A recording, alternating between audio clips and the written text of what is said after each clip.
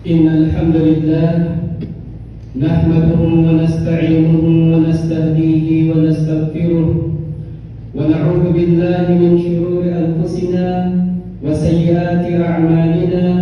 من يهده الله فلا مضل له ومن يضلل فلا هادي له. وأشهد أن لا إله إلا الله وحده لا شريك له، له الملك وله الحمد، يحيي ويميت وهو على كل شيء قدير. وأشهد أن محمدا عبده ورسوله أرسله الله للناس بشيرا ونذيرا وداعيا إلى الله بإذنه وسراجا منيرا. صلوات الله وسلامه عليه وعلى آله وأصحابه ومن تمسك بسنته إلى يوم الدين. أما بعد، فيا عباد الله، أوصيكم ونفسي بتقوى الله تبارك وتعالى، فقد فاز المتقون. Ang lahat ng papuri ay para sa Allah. Siya ay ating pinupuri, hinihinga ng tulong at kapatawaran, at nagpapakupkop tayo sa Kanya laban sa kasamaan ng ating mga sarili at ng ating mga nagawa. Sino man ang patnubayan ng Allah ay walang makakapagligaw sa Kanya, at sino man ang Kanyang iligaw ay hindi ito makakatagpo ng sino man na makakapagpatnubay sa Kanyang muli at makakatulong maliban lamang sa Allah subhanahu wa ta'ala. Ako ay sumasaksi na walang ibang Diyos na karapat-dapat sambahin maliban lamang sa Allah. Siya ay nag-iisa at walang katambal. Siya ang may hawak ng buhay at ng kamatayan, at siya ang pinakamakapangyarihan sa lahat. Ako rin ay sumasaksi na si Muhammad sallallahu alaihi wasallam ay kanyang alipin at sugo, na kanyang ipinadala upang maghatid ng magandang balita at magbigay ng babala. Nawa ang kapayapaan at ang pagpapala ng Allah ay maigawad sa kanya at sa kanyang pamilya, mga kasamahan, at sa lahat ng sumusunod sa kanila sa tuwing na landas hanggang sa huling araw. Mga minamahal kong mga magulang at mga kapatid sa pananampalatayang Islam, Insyaallah ta'ala sa pinagpalang araw na ito ng Jumu'ah ay aalamin natin ang kwento ng isa sa mga babaeng kasamahan ni Propeta Muhammad sallallahu alaihi wasallam. Isa sa mga sahabiyat na nagtataglay ng napaka magandang karanasan na kapupulutan natin ang aral. Mga minamahal kong mga magulang at mga kapatid sa pananampalatayang Islam, bilang mga Muslim ay nararapat sa atin na ang pagtuunan natin ng pansin kung tayo rin lang naman ay mag-aalam ng mga kwento ng mga tao at kapupulutan ng aral ang kanilang mga kwento at gagawin silang mga huwaran, ay nararapat sa atin na mas bigyan natin ng pagtutuon ng pansin ang mga kwento ng mga taong ginawa silang mga huwaran sa atin ng Allah subhanahu wa ta'ala, katulad ng mga propeta at ganoon din ng mga kasamahan ni Propeta Muhammad sallallahu alaihi wasallam, ang mga sahaba at ang mga sahabiyat. At nawa ay proteksyonan tayo ng Allah subhanahu wa ta'ala laban sa pagsubaybay sa mga buhay-buhay ng mga taong hindi makakatulong sa ating pananampalataya sa Allah subhanahu wa ta'ala, tulad ng mga artista, ng mga tanyag na mga tao, ng mga hindi sumasampalataya sa Allah subhanahu wa ta'ala, na nakalulungkot isipin na mayroong mga Muslim na ginagawa silang mga taong hinahangaan at hindi nila namamalayan na nagagaya na nila ang pamamaraan ng mga taong iyon na hindi sumasampalataya sa Allah subhanahu wa ta'ala. Ang sahabiya na ating aalamin ang kwento sa kanyang buhay ay si Sulaim. Si Sulaim na ang ibig sabihin ng Sulaim ay tatay o nanay ni Sulaim. Nanay ni Sulaim. At ang kanyang totoong pangalan ay si Sahla bint Milhan al-Ansariya. Si Sahla na anak ni Milhan na isang Ansariya. Pag sinabing Ansariya ay doon siya nagmula at ipinanganak sa Madina na noon ay tinatawag na Yathrib. Kabilang siya sa mga dati nang nakatira sa Madina at hindi siya kabilang sa mga muhajirat o mga immigrant, yung mga Muslim na galing sa Makkah na lumipat sa Madina. Kaya sa madaling sabi, si Sahla bint Milhan o si Sulaim ay isa siya sa mga taga-Madina na naniwala kay Propeta Muhammad sallallahu alaihi wasallam. Bagkus si Sulaim ay kabilang siya sa mga babaeng unang yumakap sa Islam matapos na makarating ang paanyaya ni Propeta Muhammad sallallahu alaihi wasallam sa mga taga-Madina. Mga minamahal kong mga magulang at mga kapatid sa pananampalatayang Islam, ang anak ni Sulaim ay isa rin sa mga tanyag na mga sahaba na ang pangalan niya ay si Anas ibn Malik. At alam naman natin na si Anas bin Malik ay palagi natin o madalas natin nakikita ang kanyang pangalan sa mga hadith ni Propeta Muhammad sallallahu alaihi wasallam dahil marami rin siyang mga hadith na iniulat tungkol kay Propeta Muhammad sallallahu alaihi wasallam. Sa madaling sabi, si Sulaim ay nanay siya ni Anas ibn Malik radhiyallahu anhuma. Mga minamahal kong mga magulang at mga kapatid sa pananampalatayang Islam, si Sulaim radhiyallahu anhu ay dati niyang asawa si Malik ibn An-Nadar na isa ring taga-Madina. Subalit itong si Malik ibn An-Nadar na siya namang ama ni Anas ibn Malik ay hindi nag-Muslim hanggang sa ito ay namatay. Tingnan niyo si Malik ibn An-Nadar na siyang tatay ni Anas ibn Malik ay hindi nag-Muslim. Bagkus nang nag-Muslim si Sulaim, ang unang-unang tumanggi sa kanya o kumontra sa kanyang pag-Muslim ay mismo ang kanyang asawa na si Malik ibn An-Nadar. Mga minamahal kong mga magulang at mga kapatid sa pananampalatayang Islam, napakamaraming mga babaeng malik Islam ang nakakaranas ng ganito. Isang babaeng may asawa na natuklasan niya ang Islam at naniwala siya na Islam ang totoong pananampalataya at siya ay yumakap sa Islam. Subalit, nang nalaman ng kanilang mga asawa na sila ay nag-Muslim, ang mga asawa nila ay nagalit at naging mga pagsubok sa kanila, naging mga fitna sa kanila. Kaya't nawa ang kwentong ito ni Sulaim ay magsilbing halimbawa sa pagharap ng mga babaeng katulad niya sa ganitong uri ng fitna o tukso sa kanilang pagka-Muslim.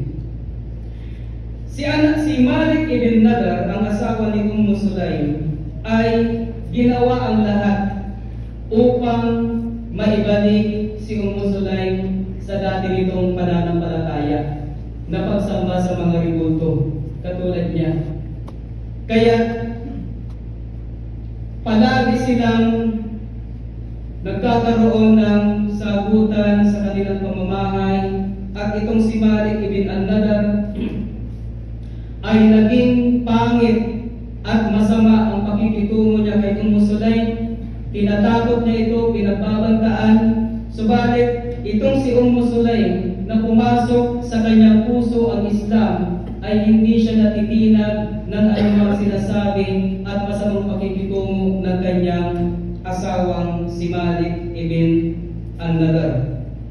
Mga minamahal kong mga magulang at mga kapatid sa pananampalatayang Islam, nang hindi magtagumpay ang kanyang asawa na si Malik ibn al-Nadar na ibalik siya sa dati niyang relihiyon na pagsamba sa mga ributo, ay dumating na sa punto na pinapili na siya ng kanyang asawa sa dalawa at wala nang ibang pagpipilian. Yan ay ang manatili siya sa kanyang pananampalatayang Islam o kaya ay hiwalayan siya ni Malik ibn al-Nadar.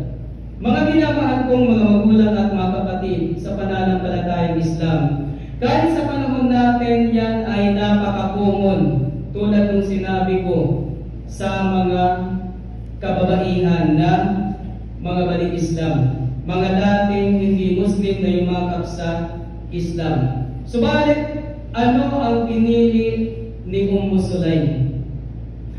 Ang manatili ba siya sa kanyang asawa at mananatiling buo ang kanilang pamilya at magiging masaya ulit ang kanilang pamilya katulad ng nangyayari sa nauna?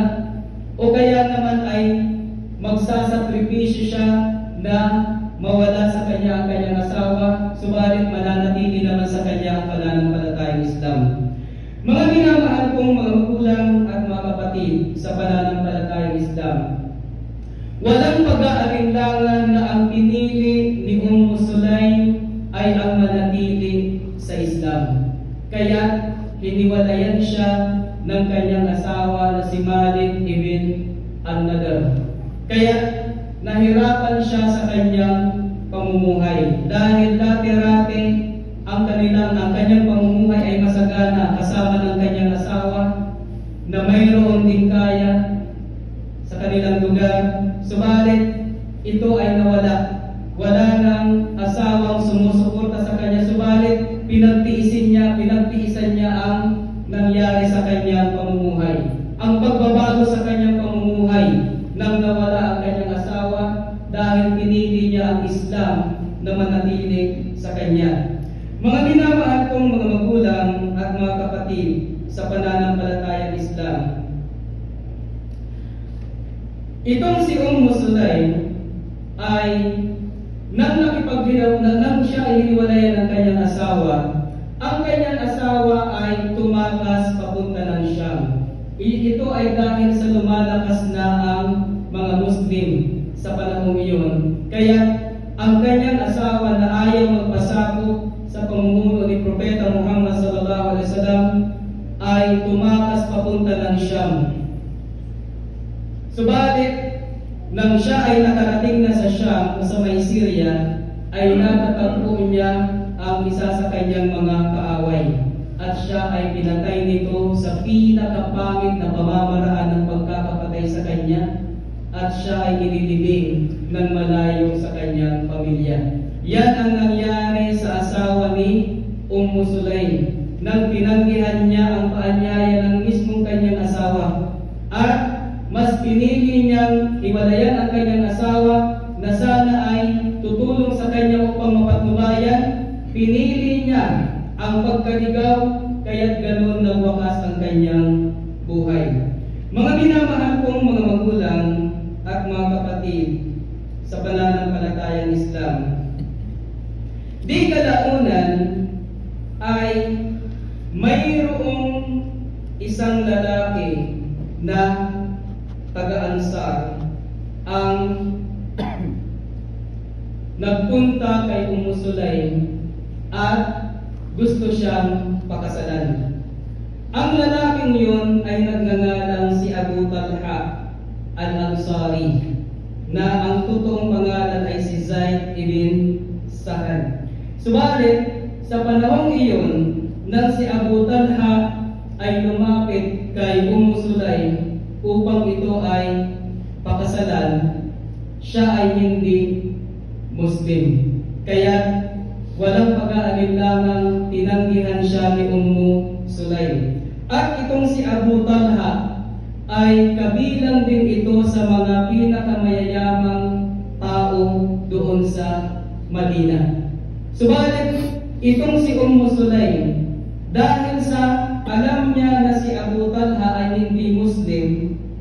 hindi siya nagpasilaw sa kayamanan nito.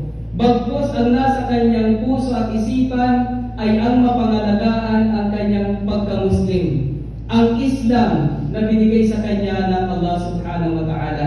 Mga minamahal kong mga magulang at mga kapatid sa pananampalatayang Islam, una natutunan natin kay Sulaym bilang isang babae na handa siyang magsakripisyo na mawala ng asawa at maghirap basta't hindi lang mawala sa kanya ang kanyang pagka-Muslim. Ikaw na babaeng Muslim, kung napunta ka sa ganitong kalagayan, ano ba ang pipiliin mo? Katulad din ba ng ginawa ni Sulaym o isasakripisyo ba ang Islam, manatili ka lang sa piling ng iyong asawa? At dito naman sa pangalawang sitwasyon na kinaharap ni Sulaym ay magwawakas ang kanyang paghihirap bilang isang babaeng walang asawa at magiging asawa siya ng isang lalaking kabilang sa pinakamayayaman sa Madina. Subalit, hindi siya nagpasilaw sa ganitong karangyaan na naghihintay sa kanya kung siya ay magpapakasal kay Abu Talha, na ang kapalit ay maisasakripisyo at mailalagay sa peligro ang kanyang pagka-Muslim, at malalapag niya ang katuruan ng Islam na ang isang babaeng Muslim ay hindi pwedeng magpakasal sa isang lalaking hindi Muslim. Kaya nabanggit sa banal na Quran na sinabi ng Allah subhanahu wa ta'ala, "Wala tankihul musyrikina hatta yu'minu. Wala 'abdun mu'minun khairun min musyrikin walau a'jabakum." At huwag ninyong ipakasal ang inyong mga kababaihan sa mga musyrik, mga nagtatambal sa Allah, hanggat hindi sila nananampalataya. At ang isang mananampalatayang alipin ay mas mabuti kaysa sa isang musyrik, kahit pa siya ay nakalulugod sa inyo. Ito ang pinairal ni Sulaym. Kahit nalulugod siya sa taong yun, sa magiging kalagayan niya kapag naging asawa niya si Abu Talha, tinanggihan niya ito. Bakit? Dahil alam niya na ipinagbabawal sa Islam na ang babaeng Muslim ay magpakasal sa isang lalaking hindi Muslim. At nawa ito ay magsilbing paalaala sa mga babaeng Muslim. Dahil nakakalungkot isipin na mayroong mga kababaihan, balik Islam at hindi, ang nagpapakasal pa rin sa mga lalaking hindi Muslim. Nawa ay gabayan tayo ng Allah subhanahu wa ta'ala at nawa ay patawarin niya tayo sa ating mga pagkakamali. Isa rin itong paalaala sa mga wali o mga tagapangalaga ng mga kababaihan. Kayong mga wali, kayong mga tatay ng inyong mga anak na babae, huwag kayong magpasilaw sa kayamanan ng isang lalaki na lumalapit sa inyo upang pakasalan ng inyong mga anak. Kung ang lalaking ito ay hindi nagdadala ng pananampalataya sa Islam, hindi siya Muslim, o kaya naman sinasabi nga siya ay Muslim subalit hindi nagsasala, hindi isinasabuhay ang Islam, namumuhay sa mundo na parang hindi Muslim, huwag ninyong ipakasal ang inyong mga anak sa ganyang mga uri ng lalaki. Kahit natutuwa pa kayo sa kanyang kayamanan, sa kanyang itsura, sa kanyang posisyon sa lipunan, at sa magiging kalagayan, material na kalagayan ng inyong anak kapag siya ay nakasal sa lalaking ito. Huwag natin isakripisyo ang ating mga pananampalataya at ang mga pananampalataya ng ating mga anak dahil lamang sa mundo. Mga minamahal kong mga magulang at mga kapatid sa pananampalatayang Islam, sa madaling sabi ay tinanggihan ni Sulaym si Abu Talha. At dahil sa nakita niya na maganda ang pag-uugali ni Abu Talha, inanyayahan niya ito sa Islam. At sinabihan na kung ikaw ay magmumuslim ay sapat na yan sa akin para tanggapin ka. At wala na akong ibang hihingin sa iyo. Kaya itong si Abu Talha, tumatak sa kanyang isip ang sinabi ni Sulaim. Ano nga ba ang mayroon sa Islam? Kaya itong si Abu Talha ay pinag-aralan niya ang Islam at naunawaan niya ang Islam at pumasok sa puso niya ang Islam at si Abu Talha ay nagsyahada. Hindi dahil kay Sulaim, bagkus ay dahil sa nakumbinsi siya na Islam ang totoong pananampalataya. Subalit, si Sulaim ang naging daan upang magabayan siya sa Islam. Ito ang pinagkaiba. Si Sulaim ang naging daan upang magabayan sa Islam si Abu Talha. Subalit nang nag-Muslim si Abu Talha, hindi si Sulaim ang dahilan. Ang dahilan ay ang Allah subhanahu wa ta'ala. Dahil kabilang sa mga kondisyon upang matanggap ang ating pagsyahada, ito ay nararapat na para sa Allah subhanahu wa ta'ala. Mga minamahal kong mga magulang at mga kapatid sa pananampalatayang Islam, sa oras nang lumapit si Abu Talha kay Sulaim na hindi pa ito nagmumuslim, sinabi sa kanya ni Sulaim na, "O Abu Talha, ang isang tulad mo ay hindi tinatanggihan." Ibig sabihin ay patunay ito na si Abu Talha ay nasa kanya na ang magagandang katangian ng isang lalaki. Kaya na sinabi ni Sulaim na ang isang tulad mo ay hindi tinatanggihan. Ngunit ikaw ay isang taong hindi nananampalataya. At ako ay isang babaeng Muslim. Hindi ako maaaring mapangasawa ng isang tulad mo. Kaya kung tatanggapin mo ang Islam, iyon ang magiging mahar ko. Iyon ang aking magiging dori. Wala na akong ibang hihingin sa iyo. Kaya itong si Abu Talha, tulad ng sinabi ko, ay pumasok siya sa Islam matapos niya itong matanggap sa kanyang puso at muli siyang nagbalik kay Sulaim.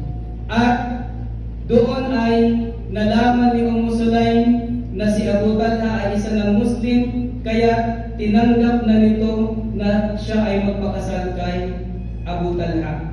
Mga minamahal kong mga magulang at mga kapatid sa pananampalatayang Islam, nang malaman ng mga tao ang kwentong ito tungkol kay Sulaim at kay Abu Talha, na ang naging dori niya ay ang pag-Muslim ni Abu Talha, naging sabi-sabi na, naging usap-usapan na sa buong Madina na ang sapat na mahar na napakamainam, wala ng pinakamarangal na dori ang nalaman natin kumpara sa dori ni Sulaim. Yan na ang naging usap-usapan ng mga tao, na wala na silang alam na pinakamarangal na dori na naibigay sa isang babae kumpara sa dori na naibigay kay Sulaim. At yun ay ang pag-Muslim ng kanyang asawa.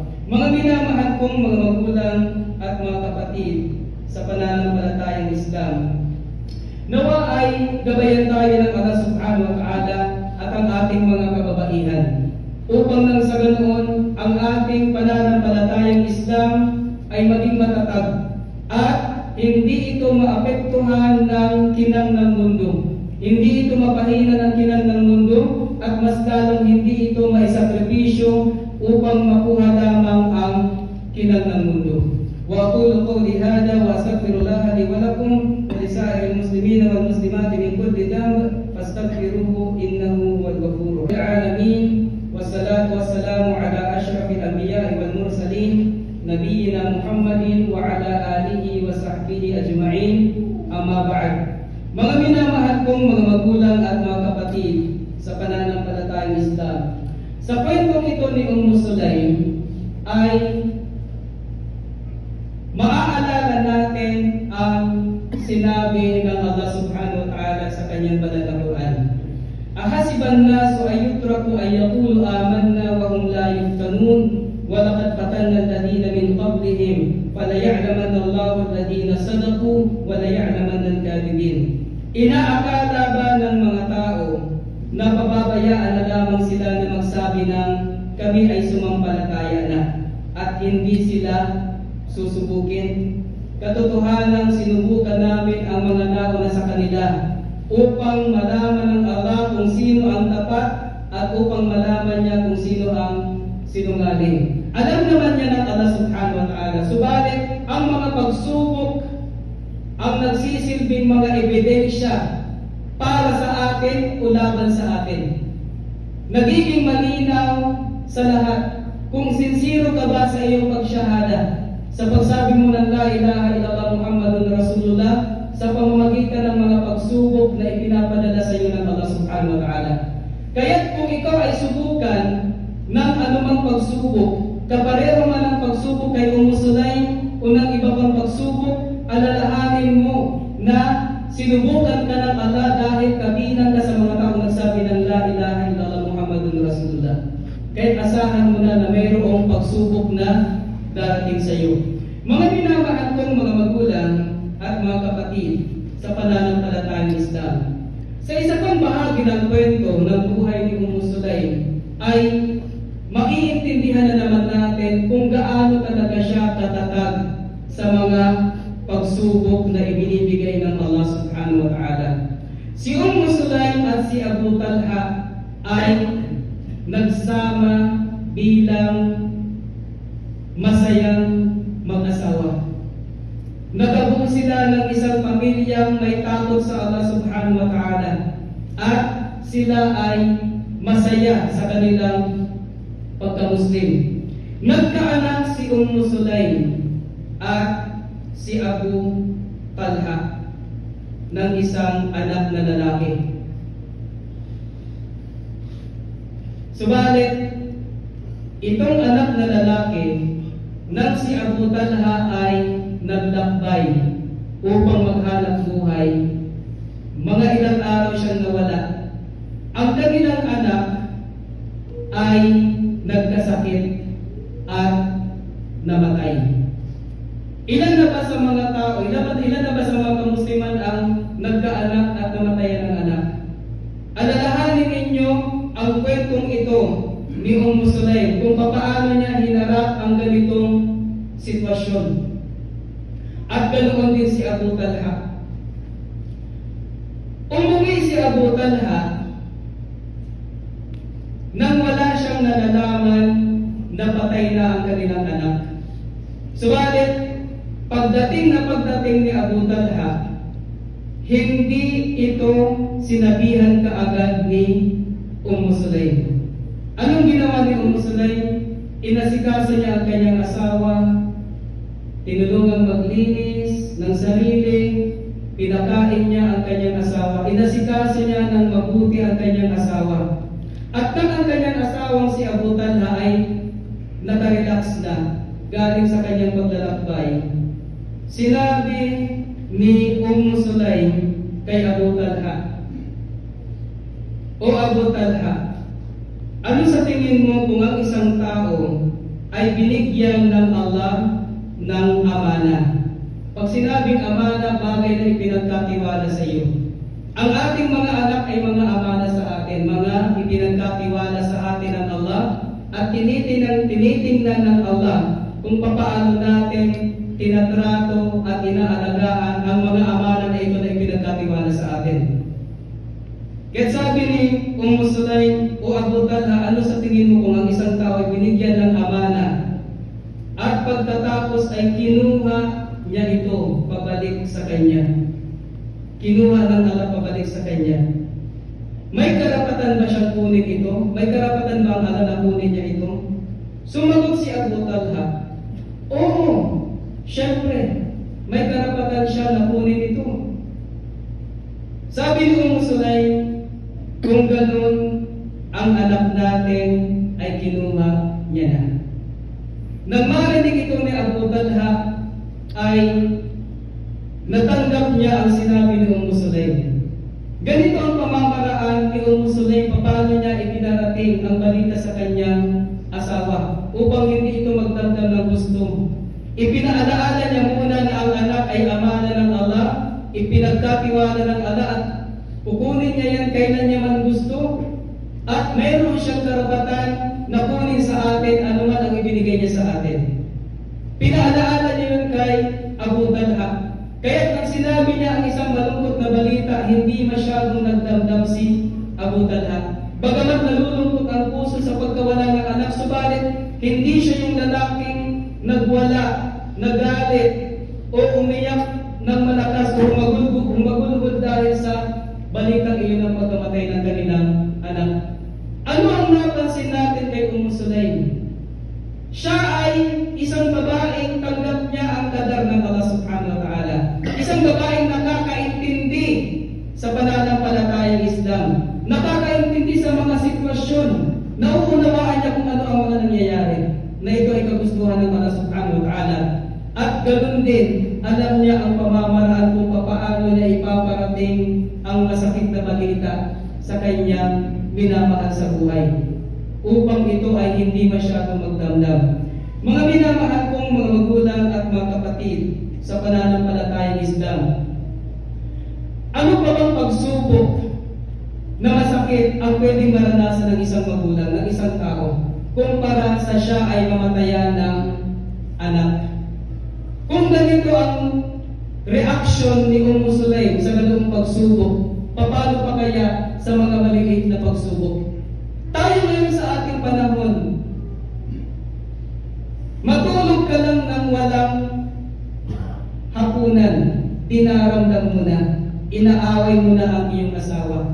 O kaya, kumain ka lang ng walang ulam, inaaway mo na ang asawa mo. O kaya ay maputulan lamang kayo ng kuryente o ng tubig dahil hindi nakabayad yung asawa mo o maliit ang kanyang kita, inaaway mo na.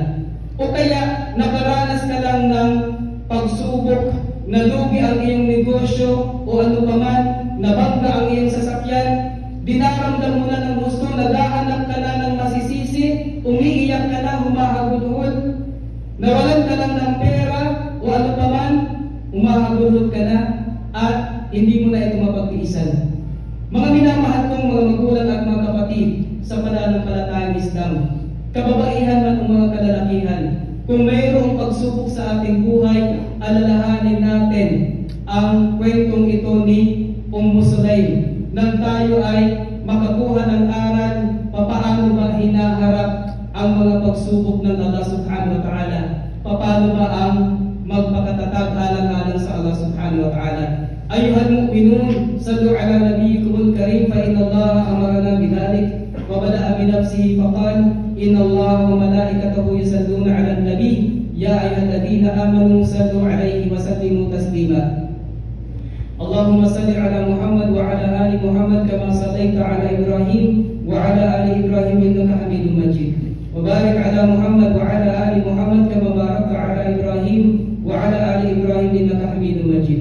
Allahumma ighfir lil mu'minina wal mu'minat wal muslimina wal muslimat al ahya'i minhum wal amwat bi rahmatika ya arhamar rahimin. Allahumma ighfir lana dhunubana innaka antal ghafurur rahim. Allahumma ighfir lana wa liwalidina al muwahhidin. Allahumma ighfir lana wa liwalidina al muwahhidin. Allahumma arina al haqqa haqqan warzuqna ittiba'ah wa arina al batila batila warzuqna ijtinabah. Rabbana atina fid dunya hasanah wa fil akhirati hasanah wa qina adzaban nar. Wa sallallahu wa sallim ala nabiyyina Muhammad wa ala alihi wa sahbihi ajma'in. Walhamdulillahi rabbil alamin. Aqimus salat.